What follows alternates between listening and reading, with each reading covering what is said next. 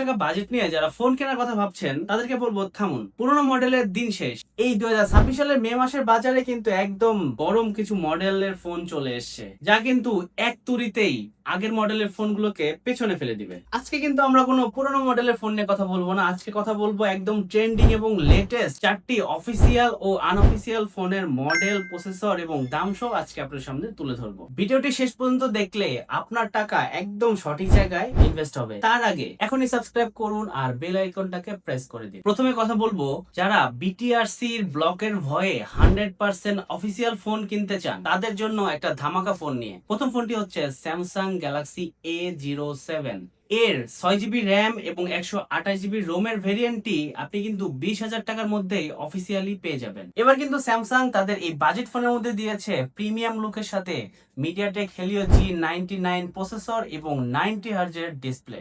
আর সবচেয়ে বড় কথা হচ্ছে স্যামসাং কিন্তু এই ফোনটা দিয়েছে One UI 7.0।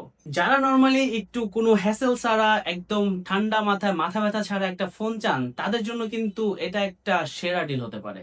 এরপরে দ্বিতীয় অফিসিয়াল ফোনটি হচ্ছে ইনফিনিক্সের লেটেস্ট রিলিজ হওয়া ইনফিনিক্সের হট 70 ফোনটি কিন্তু মাত্র 18,999 টাকায় আপনারা পেয়ে যাচ্ছেন 6GB র্যামের ভেরিয়েন্ট। যারা একটু বড় ডিসপ্লে এবং দানবীয় ব্যাটারি খুঁজছেন তাদের জন্য কিন্তু এটা একদম মাথা নষ্ট করা ডিল, কারণ এতে আছে কিন্তু 6000 mAh এর বিশাল ব্যাটারি এবং হেলিও G100 আলটিমেট প্রসেসর। একবার চার্জ দিলে চার্জ নিয়ে আর কোনো চিন্তাই করতে হবে না। এবার আসি তাদের জন্য যারা 20,000 টাকার মধ্যে 5G এবং ইউনিক ডিজাইনের ফোন উপভোগ করতে চান। আনঅফিসিয়াল মার্কেটের বর্তমান সময়ে সব থেকে ভাইরাল ফোন হচ্ছে রিয়েলমি নার্জো 100 লাইট 5Gটা। 19 থেকে 20,000 টাকার মধ্যে এর গ্লোবাল ভেরিয়েন্ট কিন্তু বাংলাদেশের কিছু আনঅফিসিয়াল মার্কেটে পাওয়া যাচ্ছে। এতে কিন্তু দেয়া হয়েছে ডাইমেনসিটি 6300 এর প্রসেসর এবং 7000 mAh এর ব্যাটারি।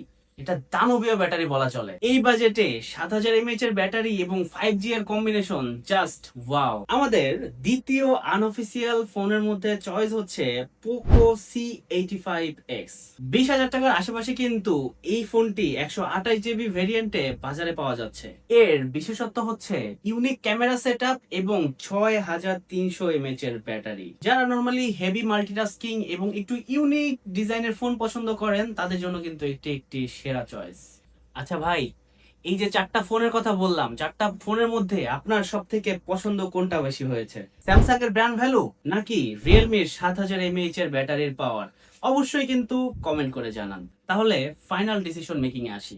আপনার যদি এই ফোনের পিছনে বিটিআরসির কাগজ বা রেজিস্ট্রেশনের ঝামেলা পোহানোর বিন্দু মাত্র ইচ্ছা না থাকে এবং স্যামসাং বা ইনফিনিক্সের মতো অফিসিয়াল ওয়ারেন্টির শান্তি চান, তাহলে চোখ বন্ধ করে স্যামসাং গ্যালাক্সি A07 অথবা ইনফিনিক্সের হট 70টা নিয়ে নিতে পারেন। আর আপনি যদি একটু বেশি ব্যাটারি ব্যাকআপ, 5G নেটওয়ার্ক অথবা কিলার স্পেস চান এবং নিজেই IMEI চেক করে কিনতে পারেন, তবে এই মে মাসের নতুন রিয়েলমি নার্জো 100 লাইট অথবা পোকো C85X টা কিনে ফেলুন। আশা করি 2026 এর এই তাজা মডেলগুলোর রিভিউ আপনাকে সিদ্ধান্ত নিতে সহযোগিতা করেছে।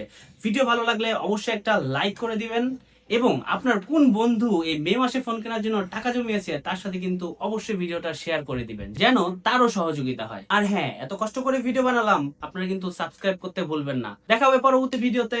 আল্লাহ হাফেজ।